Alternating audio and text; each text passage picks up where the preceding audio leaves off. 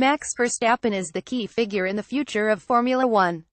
The next megastar, the man who everyone hopes will bring a new generation of fans to the sport.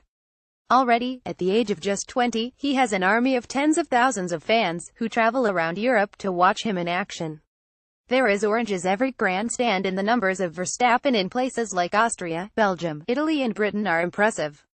These are fans of all ages, few of them being his own generation, but Formula One hopes that Max's precocious success will lead to younger fans.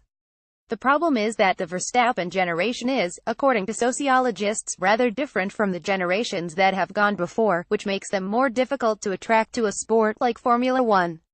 They do want heroes, as can be seen from the cult of celebrity that exists today. They want to know about people living interesting lives, but they are not a very sociable bunch. They do not remember a time when there was no internet, and so their lifestyles and social interactions are radically different to previous generations. Their social life is their phone, and they are supposed to be more comfortable online than out partying. They appear to like phones more than they like people. Statistics show that meeting up with friends on a daily basis is down more than 40% compared to 15 years ago, and when they do get together, some cannot stop using social media. They sleep with their phones on their beds, and researchers say that it is a lonely and dislocated generation, sleep-deprived and more prone to depression. The number of them who are dating is significantly down compared to the previous generation. Fewer teens are having sex. The teen birth rate is at an all-time low, down a whopping 67% compared to 25 years ago.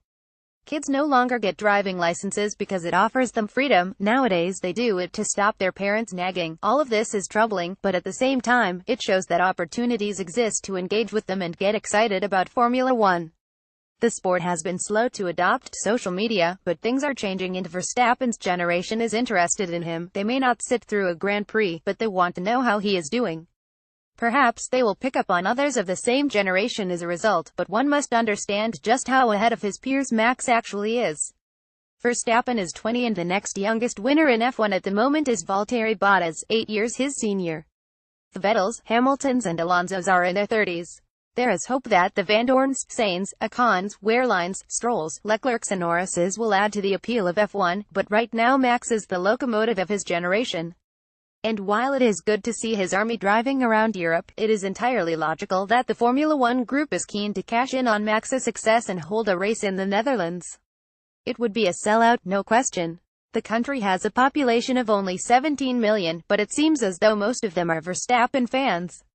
Ask a Dutchman about reviving the Grand Prix, which has not happened since 1985, and most will laugh and say it is impossible, and yet for a decade Rotterdam hosted a major street demonstration event every summer in the Cool District, really, which attracted up to 500,000 spectators, and many of the F1 teams took part.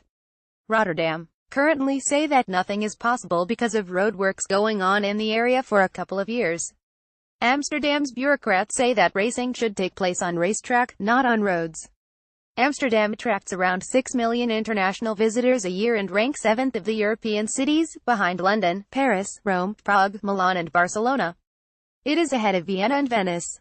Rotterdam is a long way behind in terms of numbers, but has now overtaken The Hague as a tourist destination. In other words, Rotterdam would benefit more from a race. The Netherlands has a reputation for being eco-conscious, a paradise of windmills, cycling and recycling, and this certainly caused some problems for Zandvoort, the country's primary racing circuit, back in the 1980s.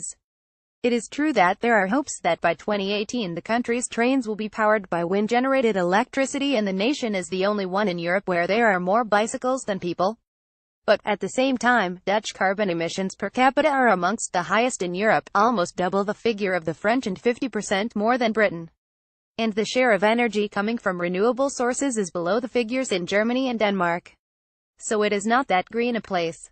Zandvoort could be rebuilt if money could be found, but that would be a major project, and access would remain a problem, unless spectators arrived only by train, which is quite possible and happens in other places, such as Melbourne, Montreal, Singapore and Monaco. There is another circuit at Assen, famous for motorcycles, but it is a bit out in the wilds and would require modification. Building a circuit might be possible, but the Netherlands is not a big country. It's a maximum of 194 miles long and 164 miles wide, so empty land is in short supply. However, there are areas which have been reclaimed from the sea where big new facilities could be built, if someone wanted to fund them.